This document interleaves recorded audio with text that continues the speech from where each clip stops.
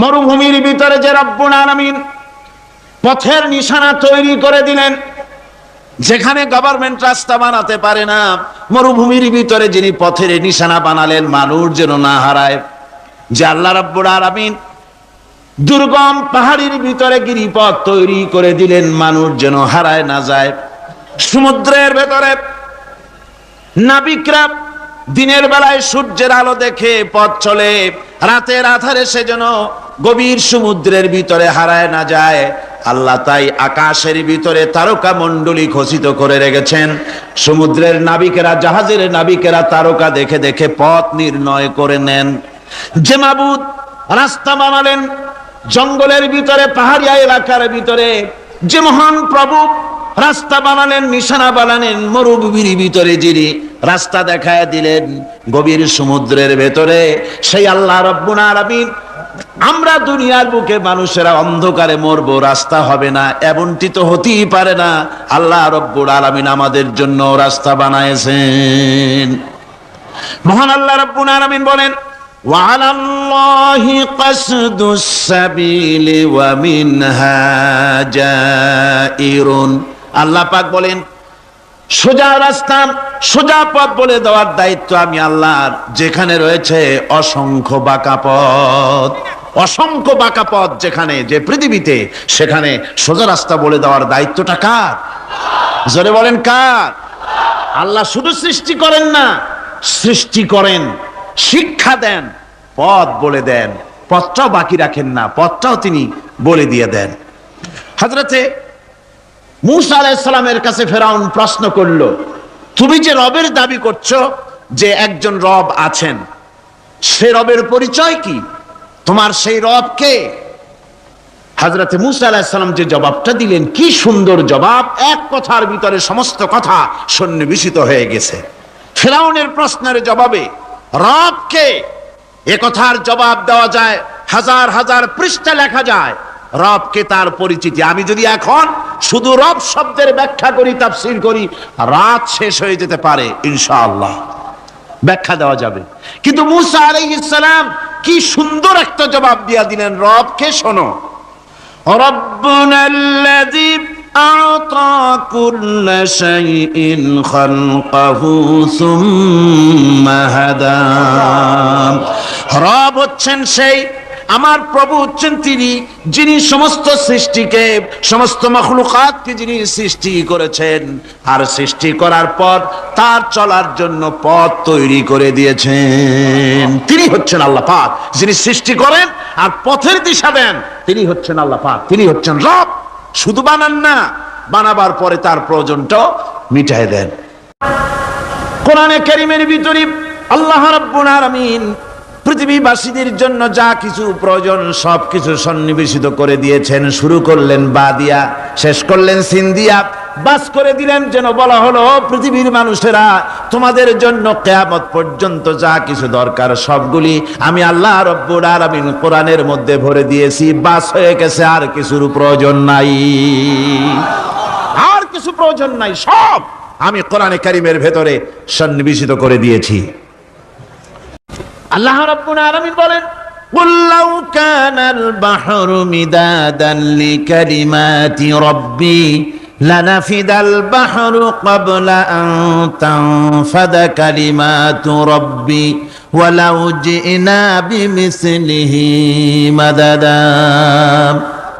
আল্লাহ পাক বলেন, নবী আপনি বলুন, আমার রবের কথাগুলি লেখার জন্য যদি সমুদ্রের পানিগুলি, সমুদ্রের সমস্ত পানিগুলি যদি কালিতে পরিণত হয়ে যায়, আর আমার রবের কথাগুলি যদি লেখা শুরু হয়ে যায়, আমার রবের কথাগুলি লেখার পূর্বে সমস্ত সমুদ্রের পানিগুলি শেষ হয়ে যাবে। তারপরে যদি আবার সমুদ্র ভরে দেওয়া হয়, আরো যদি লেখা হয়, তবুও আমার রবের কথা লেখা শেষ হবে না। আল্লাহ রাব্বুল আলামিন বলেন, ওয়ালাউ আন্না মা ফিল আরদি মিন শাজারাতিন আকলামুন ওয়াল বাহরু ইয়ামুদ্দুহু মিন বা'দিহি সাবআতু আবহুরিম মা নাফিদাত কালিমাতুল্লাহ। আল্লাহ রাব্বুল আলামিন বলেন, মা নাফিদাত কালিমাতুল্লাহ, আল্লাহ পাক বলেন 7টা সমুদ্রের পানি যদি একত্রিত করা হয়, 7টা সমুদ্রের পানি যদি এক জায়গায় করা হয়, এই পানিগুলি যদি কালিতে পরিণত হয়ে যায়, আর পৃথিবীর সমস্ত গাছগুলি যদি কলমে পরিণত হয়ে যায়, ওই গাছগুলি দিয়ে যদি ওই পানি রূপ কালি দিয়ে আমার প্রভুর কথা আল্লাহ রাব্বুল আলামিনের কোরআনের কথা যদি লেখা শুরু হয়ে যায়, লিখতে লিখতে সমস্ত পানিগুলি গাছগুলি শেষ হয়ে যাবে, আল্লাহ পাকের কালামের ব্যাখ্যা লেখা শেষ হবে না। মা নাফিদাত কালিমাতুল্লাহ, আল্লাহর কথা লেখা শেষ হবে না। এত বড় বিরাট আজিম কিতাব আল্লাহ পাক আমাদেরকে দান করেছেন, সুবহানাল্লাহ পড়েন। এই কিতাবের এত বড় গুরুভার আল্লাহ রাব্বুল আলামিন বলেছেন, লাউ আনজালনা হাযাল কুরআন আলা জাবালিন লারাআইতাহু খাশিআম মুতাসাদ্দিআম মিন খাশিয়াতিল্লাহ। আমি যদি এই কোরআনকে পর্বতের উপরে নাজিল করতাম, তাহলে তুমি দেখতে পেতে আমার ভয় ভীত সন্ত্রস্ত হয়ে পাহাড়গুলো চূর্ণ বিচূর্ণ হয়ে যেত। এত বড় আসিম কিতাব আমি তোমাদেরকে দান করেছি, যার গুরুভার বহন করতে কেউ রাজি হয়নি, পাহাড় পর্বত কেউ রাজি হয়নি, মানুষ রাজি হয়েছে। এই মানুষের উপরে আমি এটা অবতীর্ণ করেছি, গোটা বিশ্ববাসীর সামনে এই কিতাব আমি দিয়েছি তোমাদেরকে, এর দ্বারা হেদায়েত তোমরা গ্রহণ করবে।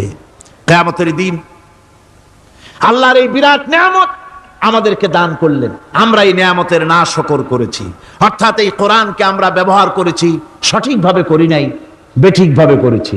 প্রথম দিন দ্বিতীয় দিন আমি বলেছি কোরআন শরীফকে শুধু তাবিজ তুমারের জন্য, শুধু সওয়াবের জন্য তেলাওয়াত করেছি। আসলে শুধু সওয়াবের জন্য তো আসেনি কোরআন। কোরআন বুঝতে হবে, আমল করতে হবে, তবে না শান্তি পাবো। আপনি যদি কোরআন হচ্ছে মানুষের জীবন সমস্যার সমাধানের গ্রন্থ, ওষুধ খেলে রোগ ভালো হয়। ওষুধ খেলে কি হয়? কেউ যদি সকাল বেলায় তসবিহ হাতে নিয়ে 500 বার পড়ে ওষুধ ওষুধ ওষুধ, 500 বার পড়লো, রোগ কি ভালো হবে? বরং রোগ আরো বাড়তে পারে চিল্লাইতে চিল্লাইতে। শীতের জন্য লেপ গায়ে দায় না দিয়া কেউ যদি চিল্লাইতে থাকে, জিকির করে লেপ্ত শোক লেপ্ত শোক লেপ্ত শোক, শীত কি বন্ধ হবে নাকি? পানির পিপাসায় ছটফট করে মানুষ যদি চিল্লায় পানি পানি পানি পানি পানি, পানির পিপাসা আরো বাড়বে। তাহলে কি বোঝা গেল? পিপাসা লাগলে পানি পান করতে হবে, শীত লাগলে কম্বলটা গায়ে দিতে হবে, রোগ হলে ওষুধটা খেতে হবে, তাহলে সব সমস্যার সমাধান হবে। অনুরূপ ভাবে আমরা শুধু কোরআনে কারীমকে তেলাওয়াত করি সওয়াবের নিয়তে, তার হুকুমগুলি জীবনের উপরে আমল করি না বলে আজকের জীবন আমাদের বিপর্যস্ত হয়েছে। ব্যক্তিতে, পরিবারে, রাষ্ট্রে শান্তি নাই, কোথাও শান্তি নাই এই কারণে। আর কিয়ামতের দিন রাসূল আসামি করবেন তাদেরকে যারা কোরআন অমান্য করেছে। রাসূল হবেন বাদী। বাদী হবেন কে? যারা বলেন কে বাদী হবেন?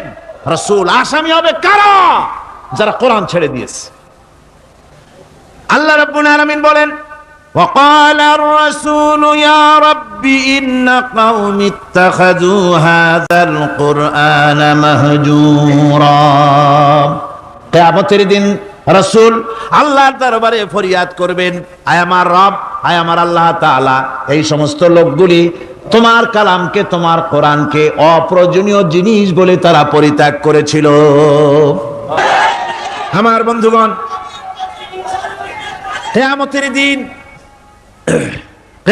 দিন যখন এরা উপস্থিত হবে আল্লাহর দরবারে, আল্লাহ রাব্বুল আলামিন কোরআনের সাথে যারা ঠাট্টা করেছে, বিদ্রুপ করেছে, কোরআনের আইনকে নিয়ে যারা ঠাট্টা বিদ্রুপ মজাক উড়াইছে, কিয়ামতের দিন তাদেরকে বলা হবে ওয়াকিলাল ইয়াউমা নানসাকুম কামা নাসিতুম লিকা ইয়াউমিকুম হাযা। কিয়ামতের দিন আল্লাহ রাব্বুল আলামিন কোরআনের ঠাট্টাকারী, কোরআনের বিদ্রুপকারী, কোরআনের আইনের অমান্যকারীদেরকে বলবেন, আমি আজকে তোমাদের ভুলে গেলাম, যেমন করে তোমরা এই দিনে আমার সঙ্গে সাক্ষাৎকারের কথা ভুলে গিয়েছিলে। তোমরা যেমন আমার আজকের এই কিয়ামতের দিনের কথা যারা ভুলে গিয়েছিলে, আজকে আমিও তোমাদেরকে ভুলে গেলাম। এরপরে কি হবে? ওয়া মাওয়াকুমুন নার ওয়া মা লাকুম মিন নাসিরিন। আল্লাহ পাক বলেন এরপরে এদের জায়গা হবে জাহান্নাম, আর এদের সাহায্যকারীও কেউ থাকবে না, জাহান্নামে চিরকাল থাকতে হবে। এটা এই জন্য যে তারা আল্লাহর কোরআনের সঙ্গে ঠাট্টা করেছে, বিদ্রুপ করেছে, কোরআনের আইন মানে নাই, কোরআনের আইনকে অমান্য করে চলেছে। এই জন্য কিয়ামতের দিন আল্লাহ রাব্বুল আলামিন তাদেরকে শাস্তি প্রদান করবেন।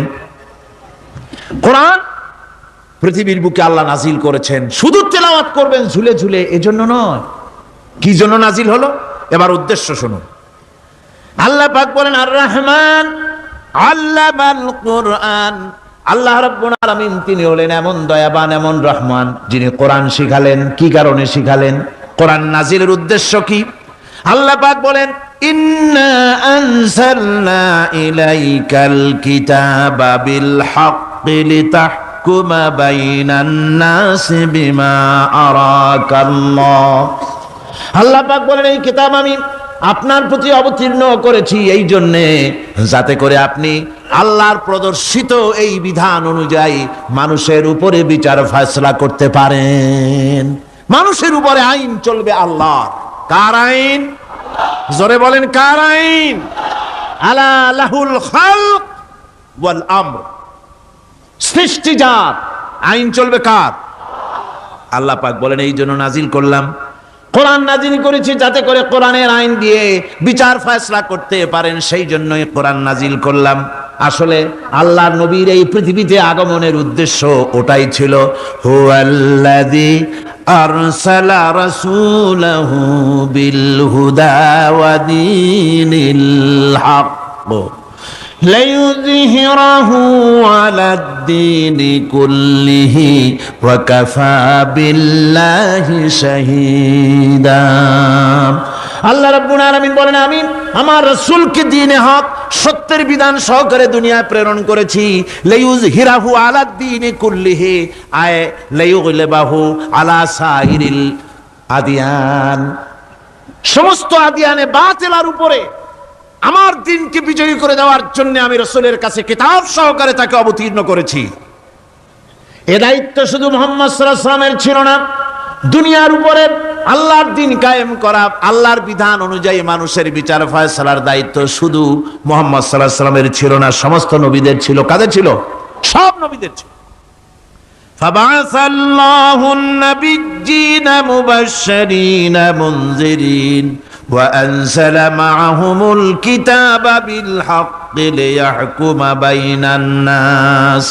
আল্লাহ পাক বলেন সমস্ত নবীদের কাছে আমি কিতাব অবতীর্ণ করেছি এই জন্য যে তারা সহজ এবং সোজা পথে যারা চলতে চায় তাদেরকে তিনি সুসংবাদ দিবেন, আর বাঁকা পথে যারা চলবে তাদেরকে তিনি জাহান্নামের ভীতি প্রদর্শন করবেন। আর আমি তার উপরে যে কিতাব অবতীর্ণ করেছি এই কিতাব দিয়ে জনগণের উপরে বিচার ফয়সালা করবে, আইন চলবে আল্লাহর কিতাব দিয়ে। আইন চলবে কি দিয়ে? আল্লাহর কিতাব দিয়ে। আল্লাহর কিতাব অনুযায়ী জনগণকে পরিচালিত করবেন। এই জন্য আমি এই কোরআনকে নাজিল করেছি, অতীত এই কিতাবগুলি নাজিল করেছি। কুল ইয়া আইয়ুহান নাসু ক্বাদ জাআকুমুল হাক্কু মির রাব্বিকুম। আল্লাহ পাক বলেন নবী আপনি বলে দেন, আপনি বলুন হে মানব সকল, আল্লাহর পক্ষ থেকে তোমাদের জন্য মহাসত্য এসেছে। এই মহাসত্য যদি অনুসরণ করো তোমাদের জন্য কল্যাণকর হবে। ওমান দাল্লা ফাইন্নামা ইয়াদুল্লু আলাইহা। আর যদি কোরআনকে অমান্য করো, আল্লাহর কিতাবকে অমান্য করো, তাহলে তোমাদের জন্য অকল্যাণ হবে। আজ আপনারা বলেন আল্লাহর কিতাবের আইন কি আমাদের দেশে চলে? কোরআনের আইন কি চলে? চলে না। কোরআনের আইন চলে না। আমরা কি খুব শান্তিতে আছি? খুব আরামে আছি? শ্রমিকরা তাদের শ্রমের মূল্য পায়, কৃষক তার উৎপাদিত পণ্যের সঠিক দাম পায়, নারী তার সতীত্বের মর্যাদা পায়। জনগণ কি আরামে ঘুমাতে পারে? না, জনগণ রীতিমতো দুবেলা পেট পুরে সমস্ত জনগণ খেতে পারে। এর একমাত্র কারণ হচ্ছে কোরআনের আইনকে অমান্য করা হয়েছে। ভালো করে কান পেতে শুনুন, আল্লাহ রাব্বুল আলামিন কোরআনে কারীমের মধ্যে পরিষ্কার করে বলেছেন, ওয়া মান লাম ইয়াহকুম বিমা আনজালাল্লাহু ফাউলাইকা হুমুল কাফিরুন। যারা নাকি আমার দেওয়া বিধান অনুযায়ী, কোরআন অনুযায়ী যারা বিচার ফয়সালা করে না, ফাউলাইকা হুমুল কাফিরুন, ফাউলাইকা হুমুজ জালিমুন, ফাউলাইকা হুমুল ফাসিকুন। যারা আমার দেওয়া বিধান অনুযায়ী বিচার ফয়সালা করে না, তারা কাফির, তারা জালিম, তারা ফাসিক। সুতরাং এর ভিতরে এই জুলমের মধ্যে জালিমদের অন্তর্গত, ফাসিকদের অন্তর্গত হয়ে বাংলাদেশের বহু মুসলমান, পৃথিবীর বহু এলাকার মুসলমান এর মধ্যে লিপ্ত হয়ে আছে। কোরআনের আইন চালু না করলে পরে, কোরআনের আইন না মানলে পরে জালিম হতে হবে, কাফির হতে হবে, ফাসিক হতে হবে। অর্থাৎ যতখানি না মানবেন ততখানি এই বিশেষণে বিভূষিত হতে হবে। এক শ্রেণীর লোক আছে যারা বলে বেড়ান ধর্ম আর রাজনীতি আলাদা। বলেন কিনা, কর জোরে বলেন, বলে কিনা? ধর্ম আর রাজনীতি আলাদা। তারা বলেন আমরা ধর্ম নিরপেক্ষ থাকতে চাই। তারা কি থাকতে চায়? ধর্ম নিরপেক্ষ থাকতে চায়। কোরআনে কারিমে এই ধর্ম নিরপেক্ষবাদীদের ব্যাপারে কোরআন কি বলছে শুনুন। আল্লাহ রাব্বুল আলামিন বলেন, আলাম তারা ইলাল্লাযীনা ইয়াজউমুনা আন্নাহুম আমানু বিমা উনজিলা ইলাইকা ওয়া মা উনজিলা মিন ক্বাবলিক। আল্লাহ পাক বলেন, হে নবী, তুমি কি সেই সব লোকদেরকে দেখেছ যারা দাবি তো করে যে আমরা আল্লাহর উপর ঈমান এনেছি আর এই কিতাবের উপর ঈমান এনেছি, এর পূর্বে যত কিতাব নাজিল হয়েছে সেসব কিতাবের উপরেও ঈমান এনেছি। ধর্ম নিরপেক্ষবাদীরা তারা তো বলে না যে আল্লাহ মানি না, কোরআন মানি না, একথা বলে না, ওটা বলে না। কি বলে? সেই বলা কথাটাই আল্লাহ এখানে অনেক আগে বলে রেখেছেন। ওরা বলে যে আমরা অবশ্যই আল্লাহকে মানি, আল্লাহর কিতাব মানি, এর পূর্বে যত কিতাব নাজিল হয়েছে সেগুলোও মানি, তবে ইউরিদুনা আইয়াতাহাকামু ইলাত তাগুত, তারা চায় তাদের জীবনের সমস্ত সমাধান সমস্যার জন্য তাগুতের কাছে যেতে চায়। তাগুতকে, আল্লাহকে বাদ দিয়ে তারা যেতে চায় কোথায়? তাগুতের কাছে। জোরে বলেন, কিসের কাছে যেতে চায়? তাগুতের কাছে। তাগুত বলে কারে? তাগুত বলা হয় যে নিজে আল্লাহর আইন মানে না এবং অপরকেও আল্লাহর আইন অমান্য করতে বাধ্য করে, তাকে বলা হয় তাগুত। ওরা বলে ধর্ম আর রাজনীতি আলাদা। কোরআন মানি কিন্তু কোরআনের আইন মানি না। ওরা কোরআন মানে ঠিকই, বলে যে কোরআন মানি, কিন্তু কোরআনের আইন মানে। তাহলে এ মানি বলার অর্থটা কি? এর মূল্যটা কোথায়? কোরআন যদি মানো তো কোরআন বলেছে সুদ খেও না। আমাদের দেশে সুদ চলছে না? কোরআন বলেছে বিবিকে পর্দায় রাখো, পর্দায় কি রাখা হচ্ছে? কোরআন বলেছে ওজনে কম দিও না, তা কি মানা হচ্ছে? কোরআন বলেছে আমার আইন দিয়ে দেশ শাসন করো, তা কি করা হচ্ছে? সুতরাং ধর্মনিরপেক্ষ মতবাদ যেটা, এই মতবাদটা কোরআনের দৃষ্টিতে কুফরি মতবাদ। ধর্মনিরপেক্ষ মতবাদ কি? জোরে বলেন, ধর্মনিরপেক্ষ মতবাদ কি? কোন মুসলমান, যে ব্যক্তি নিজেকে মুসলমান বলে দাবি করে, ধর্মনিরপেক্ষ মতবাদ সে বিশ্বাস করতে পারে না। জায়েজ নাই, হারাম। আফাতুমিনুনা বিবাদিল কিতাব ওয়া তাকফুরুনা বিবাদ। তোমরা কোরআনের কিছু অংশকে মেনে নিবে আর কিছু অংশকে করবে অস্বীকার। এটা যদি করো দুনিয়ার জীবনে পাবে দুনিয়ার জীবনে জিল্লতি আসবে, লাঞ্ছনা আসবে, আর কিয়ামতে পাবে জাহান্নামের শাস্তি। সুতরাং ধর্মনিরপেক্ষ মতবাদের অর্থ তারা বলে যে ধর্মহীনতা নয়, আসলে কিন্তু ধর্মনিরপেক্ষ মতবাদের অর্থই হলো ধর্মহীনতা। ঠিক কিনা কন? জোরে বলেন ঠিক কিনা? এই ধর্মনিরপেক্ষ মতবাদ আমাদের দেশের জন্ম হয় নাই, এর জন্ম হয়েছে ইউরোপ সভ্যতায়। প্রাচীন ইউরোপ সভ্যতায় এর জন্ম হয়েছিল। সেখান থেকে তার আন্ডা বাচ্চা ভারতে এসেছিল। ভারত থেকে এই আন্ডা বাচ্চার কিছু অংশ 1972 সালে তদানীন্তন সরকারের মাথার উপরে ভারত চাপিয়ে দিয়েছিল।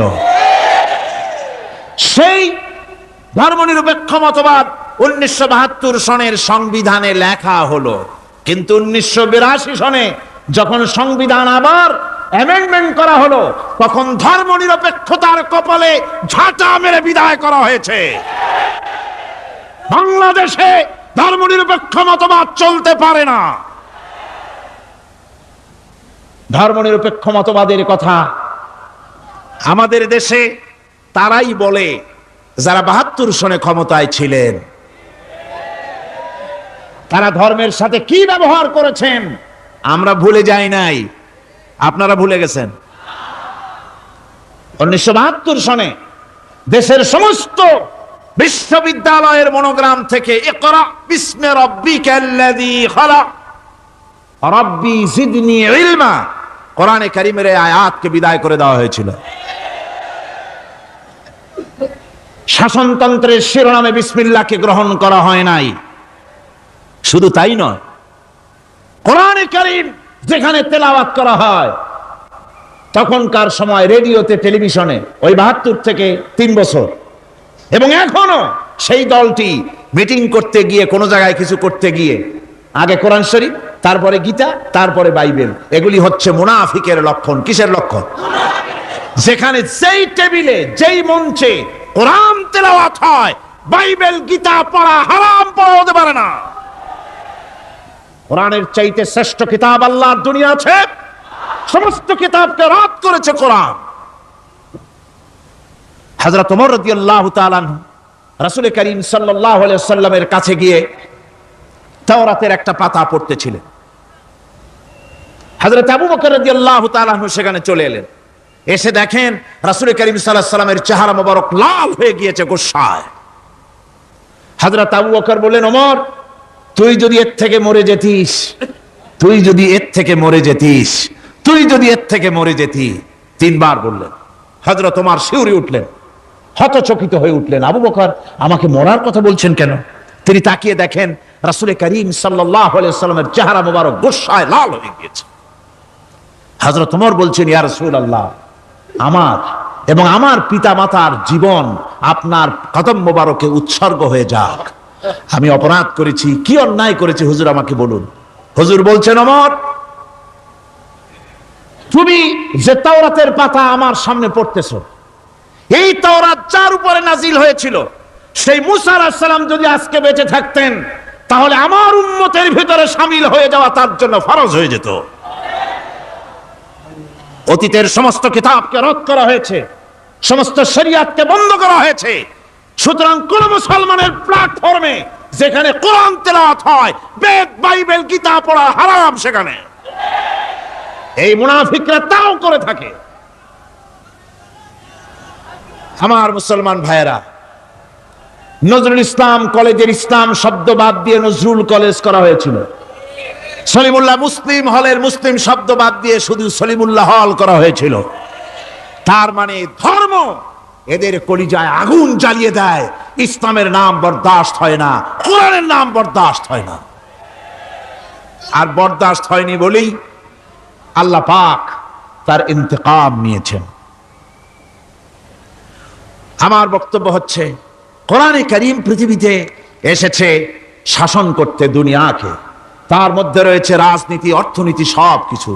এই বিচার ফয়সালা কোরআন থেকে যারা গ্রহণ করে না, রাসূলকে যারা বিচারক মানে না, তাদের সম্পর্কে আল্লাহ পাক কি বলছেন শুনুন।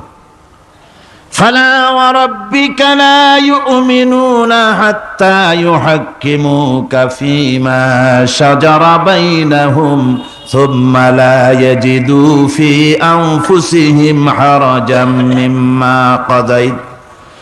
মিম্মা কাদাইতা ওয়া ইউসাল্লিমু তাসলিমা। আল্লাহ রাব্বুল আলামিন বলেন, ফালা ওয়া রাব্বিক, কখনো নয় হে নবী, আপনার রবের কসম, কখনোই নয়। ওরা মুমিন নয় যারা নাকি তাদের জীবনের সব কিছুর ব্যাপারে যতক্ষণ পর্যন্ত আপনাকে বিচারক না মানে, আপনার দেওয়া ফয়সালাকে গ্রহণ না করে, এবং আপনি বিচার করার পর ফয়সালা দেওয়ার পরে এটার উপরে দ্বিধাহীন চিত্তে মেনে যতক্ষণ না নিবে, ততক্ষণ পর্যন্ত তারা যত ঈমানের দাবি করুক, তারা আসলে মুমিন না। এ ফতোয়া কার? এ ফতোয়া কার? আল্লাহ রাব্বুল আলামিনের ফতোয়া। কখনো মুমিন হতে পারবে না যারা রাসূলুল্লাহকে ফয়সালাকারী হিসেবে গ্রহণ না করবে, কোরআনকে সংবিধানের উৎস হিসাবে গ্রহণ না করবে। কোরআন এসেছে আইনের কিতাব হিসাবে পৃথিবীর মানুষকে পরিচালিত করার জন্য। আজ এই কোরআনের আইন যারা মানে সেখানে শান্তি পায়, কোরআন যেখানে মানে না সেখানে শান্তি হয় না। আল্লাহ পাক পরিষ্কার বলেছেন এই কোরআনের আইন মেনে চলো। আর যারা এই কোরআনকে অমান্য করবে তাদের শাস্তি কি হবে? আল্লাহ পাক বলেন, আল্লাযীনা কাযযাবু বিল কিতাবি ওয়া বিমা আরসালনা বিহি রুসুলানা ফাসাউফা ইয়ামালুন। আল্লাহ পাক বলেন, আমি যে কিতাব নাজিল করেছি এই কিতাবকে যারা মিথ্যা মনে করে, কিতাবকে যারা অস্বীকার করে, কোরআনের আইন যারা মানে না, আমি যে রসুলের উপরে যা নাজিল করেছি সেগুলির উপরে যারা ঈমান আনে না, এগুলিকে যারা মানে না, তাদের জন্য এর পরিণতি তারা খুব শীঘ্রই টের পাবে। খুব শীঘ্রই তাদেরকে পরিণতি দেওয়া হবে। কিয়ামতের দিন তাদেরকে আল্লাহ রব্বুল আলামিন জাহান্নামে প্রবেশ করাবেন। কোরআনের অমান্যকারীদের জায়গা কোথায় হবে? কোথায় হবে তাদের জায়গা? জাহান্নামের ভিতরে হবে। সুতরাং আমরা কোথায় যেতে চাই? জাহান্নামে না জান্নাতে? বেহেশতে যদি যেতে চাই, দুনিয়ায় যদি শান্তি চাই এবং আখিরাতে যদি মুক্তি পেতে চাই, তাহলে আমাদেরকে কোরআনের আইনকে মানতে হবে। কিসের আইন মানা লাগবে? কোরআনের আইন মানতে হবে। কোরআনে কারীমের নাজিল হলো, আল্লাহ পাক যে কোরআন আমাদের শিখালেন, আর রহমান আল্লামাল কোরআন, যে কোরআন তিনি আমাদের শিখালেন। এই কোরআন নাজিলের পদ্ধতি ছিল মদিনা এবং মক্কা। রাসূলের মক্কি জিন্দেগিতে কিছু নাজিল হয়েছে, আর মদনী জিন্দেগিতে নাজিল হয়েছে কিছু। মক্কা শরীফে যেগুলি নাজিল হয়েছে সে সূরাগুলো ছিল তাওহীদ, রিসালাত এবং আখিরাতের উপরে নির্ভর করে। আর মদনী সূরা যেগুলি ছিল সেগুলি ফৌজদারি দণ্ডবিধি, উত্তরাধিকারী আইন, তারপরে যাকাত, ওসর, যুদ্ধ, সন্ধি, বন্দি, এরপরে রয়েছে স্বরাষ্ট্রনীতি, পররাষ্ট্রনীতি, অর্থনীতি, জীবন পরিচালনার সমস্ত বিধি আর ব্যবস্থা মদনী জিন্দেগির সূরাগুলিতে, অবতীর্ণ সূরাগুলিতে আল্লাহ রাব্বুল আলামিন নাজিল করেছেন। কোরআন শরীফ মানুষের সকল সমস্যার সমাধান দিয়েছে। এখানে আমি এখন তার কিছু নমুনা পেশ করছি আপনাদের সামনে, আপনাদের বোঝার জন্য যে কোরআন। অনেকে বলে যে কোরআনের তাফসীরের ভেতরে রাজনীতির আলোচনা হয়। রাজনীতি সেইটুক করি যেটুকুন আল্লাহ কোরআনে করেছেন। জোরে কোন আলহামদুলিল্লাহ। এর থেকে বালাই কিছু বলি নাকি? না। কোরআন যেটুকুন করেছে, রাসূলুল্লাহ যেটুকুন করেছে, একজন মুসলমান হিসাবে তা করা আপনার আমার জন্য কি? সুন্নত, নফল। ওইটা করা কি? জোরে কোন। এটা করা আমাদের জন্য ফরজ। সেই জন্য আমি কিছু নমুনা পেশ করছি আপনাদের সামনে, বুঝতে পারবেন যে কোরআন শুধু নামাজের কথা নিয়ে আসে নাই। কোরআনের মধ্যে আয়াত সংখ্যা কত? ৬,৬৬৬। এটা ঠিক না, কিছু কম আছে। ৬,০০০ কয়েক শত, ভালো করে গুনে দেখা দরকার। তো এই যে আয়াতে কারিমা যেগুলি রয়েছে এর মধ্যে মাত্র ৫০০ আয়াত হচ্ছে হুকমে শরঈ। ভালো করে শুনুন, ৫০০ আয়াত আদেশ এবং নিষেধ জাতীয়। এটা করো, ওটা করো না, এটা হালাল, ওটা হারাম। এ হলো ৫০০। তো এই যদি ৫০০ হয় তাহলে বাকি ৬,০০০ কি? বাকি ৬,০০০ ইতিহাস, দর্শন, বিজ্ঞান, রাজনীতি, অর্থনীতি, সমাজনীতি, উত্তরাধিকারী আইন, পররাষ্ট্রনীতি, স্বরাষ্ট্রনীতি, মানুষের জীবনে যা দরকার, ইহকাল, পরকাল, কবর, হাসর, মিজান, সিরাত, জান্নাত, জাহান্নাম, এসব কিছু আল্লাহ পাক বাকি হাজার হাজার আয়াতের মধ্যে বলেছেন। তো ৫০০ আয়াতের পরিচিতি আমাদের জানা আছে, নামাজ, রোজা, হজ, যাকাত, হালাল, বৈধ, অবৈধ ইত্যাদি সম্পর্কে। কিন্তু বাকি আয়াতগুলিতে আমাদের জীবন পরিচালনার ব্যাপারে আল্লাহ পাকের কথা শুনুন, কিভাবে এ কথাগুলি আল্লাহ পাক আমাদের বলছেন। বিচার পদ্ধতি সম্পর্কে শুনুন। কোরআন যে বিচার পদ্ধতি আমাদেরকে দিয়েছেন, নিরঙ্কুশ ন্যায় বিচারের কথা কোরআন বলেছে। কোরআন বলেছে বিচার হতে হবে কি ধরনের? ওয়াইদা হাকামতুম বাইনান নাসি আন তাহকুমু বিল আদল। কোরআন শরীফ বলেছে তোমরা যখন লোকদের মাঝে বিচার ফয়সালা করবে তখন অবশ্যই সুবিচার করবে, জাস্টিস, ন্যায় বিচার করবে। এই ন্যায় বিচার করতে গিয়ে তোমার সামনে যদি বিজাতীয় কোনো লোক আসামি হয়ে দাঁড়ায়, অমুসলিম, তখন বিচারটা কিভাবে করবে? কোরআনে কারীম বলছি ওয়ালা ইয়াজরিমান্নাকুম শানাআনু কওমিন আলা আল্লা তা'দিলু।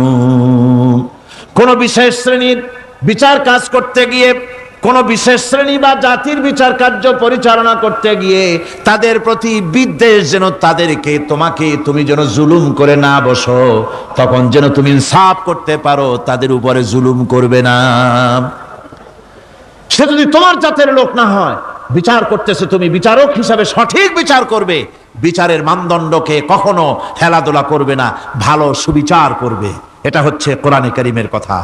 আর আত্মীয় স্বজনের বিচার সম্পর্কে বলা হচ্ছে যে তোমরা বিচার নিয়ে, সুবিচার নিয়ে তোমরা দাঁড়াও, দণ্ডায়মান হও। সুবিচার নিয়ে মুসলমানেরা তোমরা যখন বিচার করবে, তখন এই বিচার করতে গিয়ে ওয়ালাউ আলা আনফুসিকুম আবিল ওয়ালিদাইনে ওয়াল আকরাবিন, সে যদি তোমার নিজের বিরুদ্ধেও যায় বিচার, তা যদি তোমার সন্তান সন্ততি, ভাই ব্রাদার, মা বাপ ইত্যাদির বিরুদ্ধেও যদি চলে যায়, ইন ইয়াকুন গানিয়ান আও ফাকিরান, যদি সে গরিব হয়, যদি সে ধনীও হয়, বিচারের বেলায় কোনো রকম তারতম্য করবে না।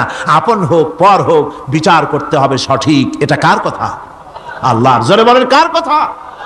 পৃথিবীর কোন ধর্মগ্রন্থে কথা বলেছে? পৃথিবীর কোন জাতি কথা বলেছে? কোরআন বলেছে এই সুবিচারের কথা। সুবিচার করতে হবে, বিচারের বেলায় খবরদার আপন পর এবং কোন ধর্মের লোক এই চিন্তা করতে যেও না।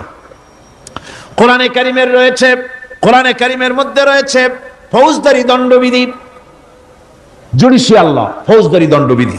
এখানে একটা কথা বলে নিতে হয়, আল্লাহর আইন, মূল কথাটা কি? আল্লাহর আইন।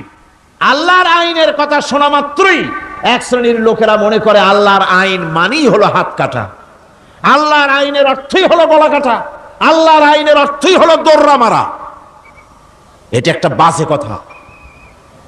আল্লাহ পাকের আল্লাহ কি এইরকম একটা বদমেজাজি দারোগার মতো আল্লাহ, যে মানুষ পাইলেই খালি পিটাবে আর হাত কাটবে? একটা কথা হইল? হাত কাটা, গলা কাটা, এটা কখন? সুবিচার প্রতিষ্ঠিত হয়ে যাবে, খাওয়া পড়ার গ্যারান্টি মিলবে, তারপরে যদি কেউ চুরি করে দৃষ্টান্তমূলক শাস্তি দাও হাত কেটে। এর আগে না। মদিনা মুনাওয়ারায় হযরত ওমর রাদিয়াল্লাহু তাআলা আনহুর সময় অনাবৃষ্টির কারণে দুর্ভিক্ষ দেখা দিয়েছিল। তখন হযরত ওমর জাস্টিসদেরকে, ম্যাজিস্ট্রেটদেরকে ডেকে পরিষ্কারভাবে এলান করে দিয়েছিলেন, এখন যদি কোনো চোর ধরা পড়ে, এই দুর্ভিক্ষ চলাকালীন কোন চোর যদি ধরা পড়ে আর প্রমাণিত হয় পেটের জ্বালায় চুরি করেছে, খবরদার তার হাতকে তোমরা কাটবে না,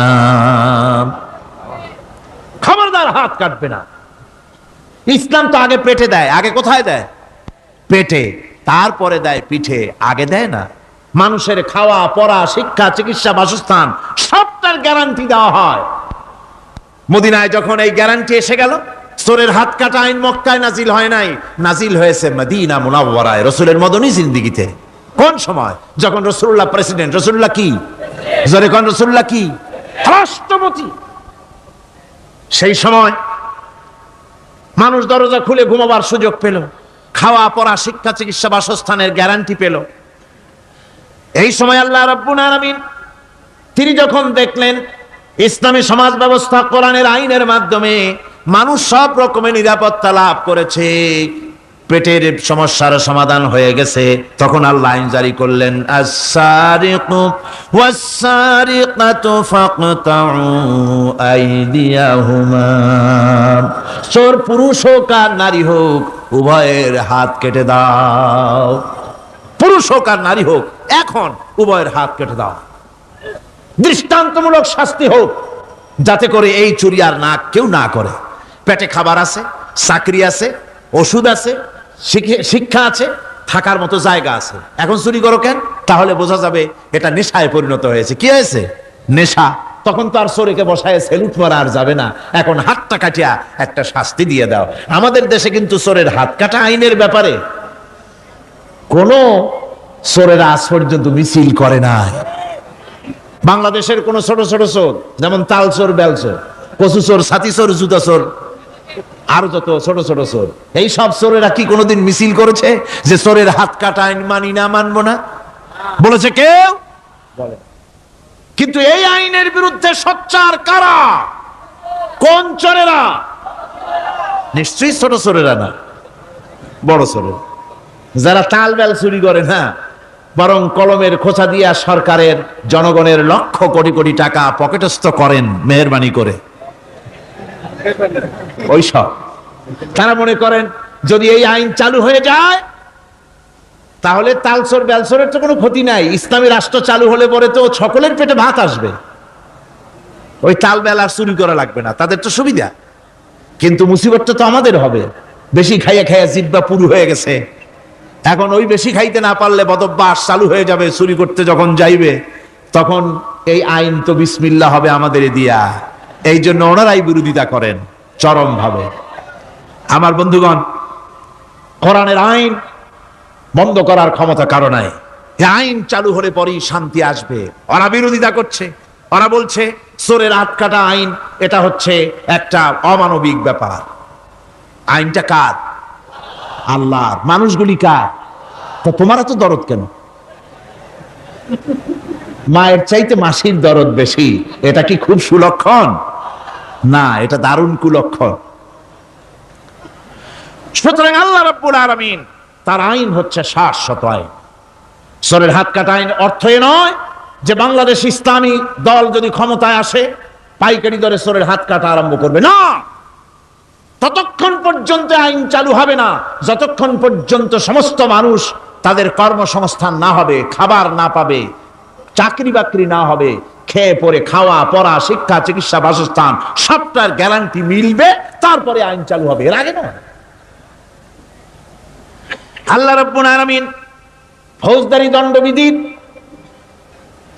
আওতার ভিতরে চোরের কি শাস্তি হবে তা বললেন, নরহত্যার শাস্তি কি হবে তাও আল্লাহ পাক এখানে বলছেন, ইয়া আইয়ুহাল্লাযীনা আমানু কুতিবা আলাইকুমুল কিসাসু ফিল কাতলা।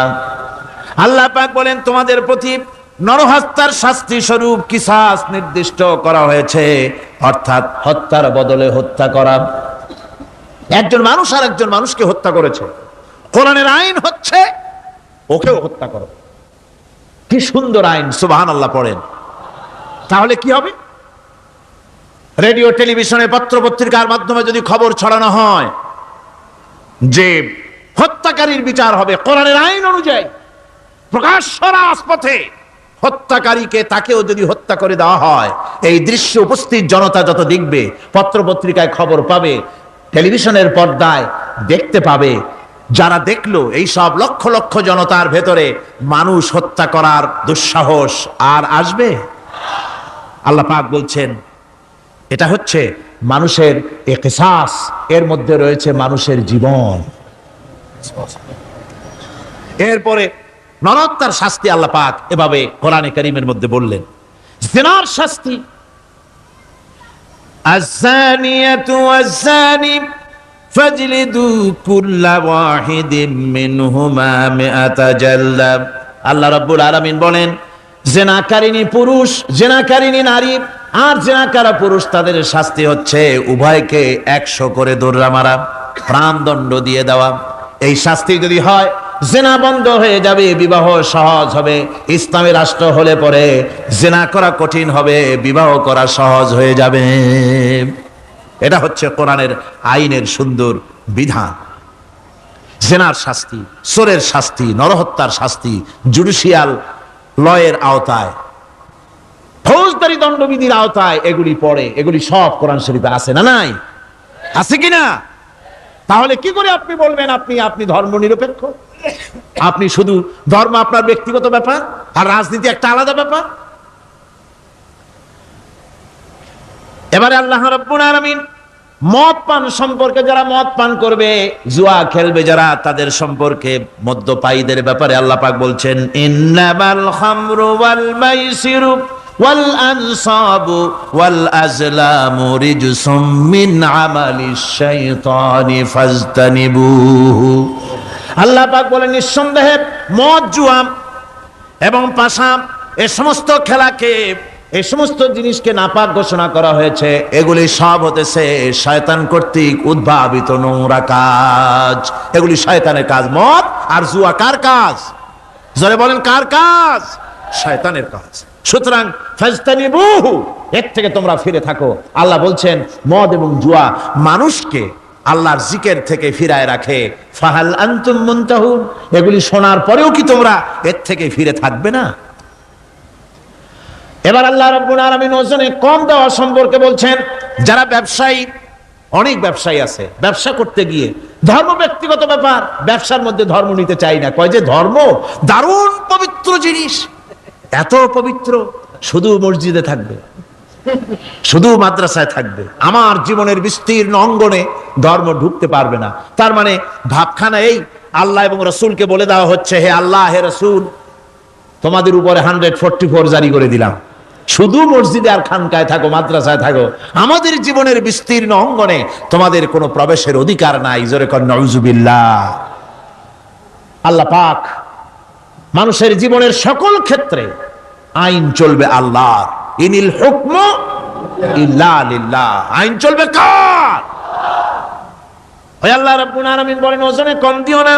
ওয়াউফুল কাইলা ইযা কিলতুম ওয়াজনু বিল কিসতাসিল মুস্তাকিম, মেপে যখন কোন জিনিস দিবে পরিমাপে কম দিবে না, ওজন করে যখন দিবে ওজনেও কম দিবে না। আল্লাহ পাক কোরআনে কারীমের মধ্যে সুন্দর করে সব কথা বলে দিলেন, ওজনে কম করো না, পরিমাপে কম করো না, সঠিকভাবে এটাকে দিও। এতিমের মাল সম্পর্কে কোরআন বলছে, ওয়ালা তাকরাবু মালাল ইয়াতীমি ইল্লা বিল্লাতী হিয়া আহসান, এতিমের মাল ভক্ষণ করা তো দূরের কথা, এর নিকটবর্তী হয় না। তবে হ্যাঁ, এতিম বয়সপ্রাপ্ত হওয়া পর্যন্ত যদি আমানত রাখো সেটা ভিন্ন কথা, কিন্তু এতিমের মালকে ভক্ষণ করো না অবৈধভাবে। এতিমের মালের সুরক্ষার জন্য আল্লাহ পাক বলে দিলেন।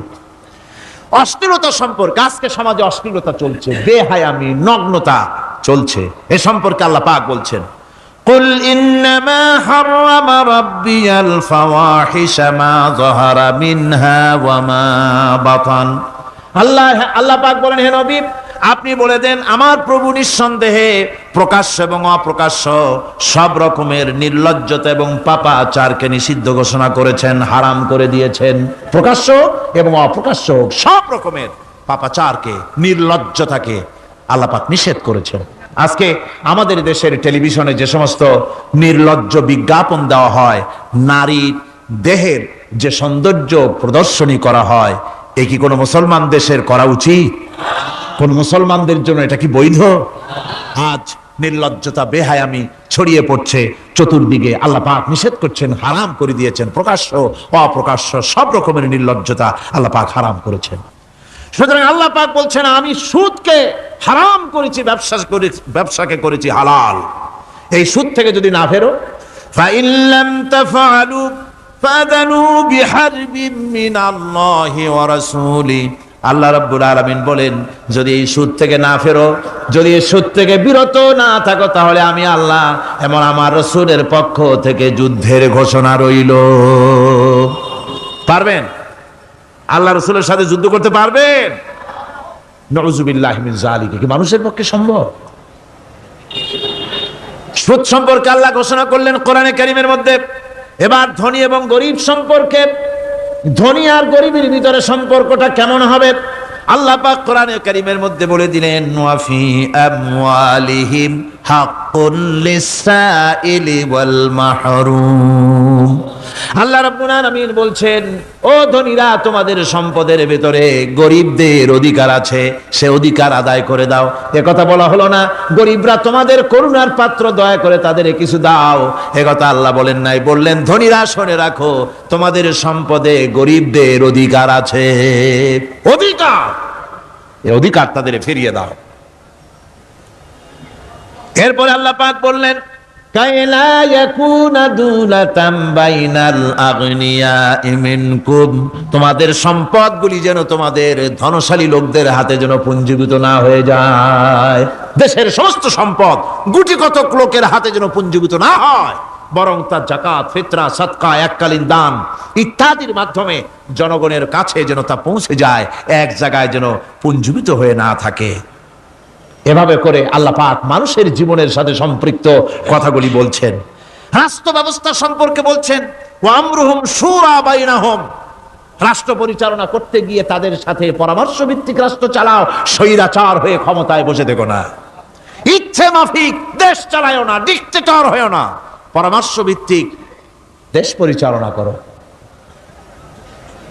এভাবে করে আল্লাহ রাব্বুল আলামিন রাষ্ট্রপ্রধানকে বললেন ওয়াশাবিরুহুম ফিল আমর, প্রত্যেকটি ব্যাপারে, রাষ্ট্রের সব ব্যাপারে তাদের সঙ্গে পরামর্শ করে নাও, পরামর্শ সবার সঙ্গে পরামর্শ করে পরামর্শের ভিত্তিতে কাজ করো, এমনি স্বৈরাচার হিসাবে কাজ করো না। কোরআন প্রবর্তিত সমাজ সকল নাগরিকের মৌলিক অধিকারের গ্যারান্টি দিয়েছে, জোরে কোন সুবহানাল্লাহ। এখন আমি যে কথাগুলি বলবো, এই কথাগুলি শুধু মুসলমানদের জন্য নয়, হিন্দু, মুসলমান, খ্রিস্টান, বৌদ্ধ, নারী, পুরুষ, সাদা, কালো, বর্ণ, ভাষা, দল, মত নির্বিশেষে সমস্ত মানুষের জন্য নাগরিক অধিকারের গ্যারান্টি দিচ্ছে কে? আল্লাহ পাক। জোরে বলেন, কে দিচ্ছেন? আল্লাহ পাক। আল্লাহ পাক জীবনের নিরাপত্তা দিচ্ছেন। কোরআনের আইন যদি চালু হয়, নাগরিকদের জীবনের নিরাপত্তা লাভ হবে। জোরে কোন সুবহানাল্লাহ। কিভাবে হবে? আল্লাহ রাব্বুল আলামিন বলেন ওয়ালা তাকতুলুন নাফসাল্লাতী হারামাল্লাহু ইল্লা বিল হক। আল্লাহ পাক বলছেন যে জীবনকে আল্লাহ হারাম সম্মানই করেছেন, ন্যায় ব্যতীত তাকে খবরদার হত্যা করো না। মানুষকে হত্যা করো না, খবরদার হত্যা করো না। আল্লাহ পাক হত্যা নিষিদ্ধ ঘোষণা করে দিলেন আর বললেন মান কাতালা নাফসান বিগাইরি নাফসিন আও ফাসাদিন ফাকান্নামা কাতালান নাস জামিআ। কেউ যদি কোন নরহত্যা এবং বিপর্যয় সৃষ্টি করে, কোন অপরাধ ছাড়া যদি কেউ কোন নির্দিষ্ট অভিযোগ তাকে হত্যার শাস্তি দেওয়া যায় কোরআন অনুযায়ী, এরকম ছাড়া যদি অন্যায়ভাবে কেউ কাউকে হত্যা করে, তাহলে একটা লোক হত্যা করা নয়, একটা মানুষ হত্যা করার অর্থ হলো গোটা বিশ্বের সমস্ত মানুষকে হত্যা করা। কে বলছেন এ কথা? আল্লাহ পাক বলছেন। আর একটা মানুষকে যদি বাঁচায় দেওয়া যায়, তাহলে সে যেন গোটা পৃথিবীর সমস্ত মানুষকে বাঁচায় দিল। এ কথা কে বললেন? আল্লাহ সুবহানাহু ওয়া তাআলা বলেছেন। এরপরে নরহত্যা যারা করবে তাদের জন্য রয়েছে শাস্তি। কি শাস্তি? আল্লাহ পাক বলছেন ওমাইয়াকতুল মুমিনাম মুতাআম্মিদান ফাজাযাউহু জাহান্নাম খালিদান ফিহা ওয়া গাদিবাল্লাহু ওয়া লা'নাহু ওয়া আ'আদ্দা লাহু আযাবান আযীমা। আল্লাহ পাক বলছেন ওমাইয়াকতুল মুমিনান মুতাআম্মিদান, যে ব্যক্তি কোনো মুমিনকে ইচ্ছে করে হত্যা করলো, ফাজাযাউহু জাহান্নাম, তার শাস্তি কি? যারা বলেন শাস্তি কি? খালিদ, সেই জাহান্নামে চিরকাল তাকে থাকতে হবে। ওয়া গাদিবাল্লাহ ওয়া লা'নাহু, আর তার উপরে আল্লাহর গজব, আল্লাহর লানত, চিরকাল এই শাস্তি তাকে জাহান্নামে ভোগ করতে হবে। এই কথাগুলি না জানার কারণেই আজকে কলেজ বিশ্ববিদ্যালয়গুলিতে মানুষ হত্যা চলছে পাখি হত্যার মতোই। সুতরাং আল্লাহর এই বিচারের কথা কোরআন থেকে যারা জানে তারা সন্ত্রাস করে না। এই জন্য কলেজ বিশ্ববিদ্যালয় সমূহে সন্ত্রাস হয়, মাদ্রাসাগুলিতে সন্ত্রাস হয় না বললেই চলে।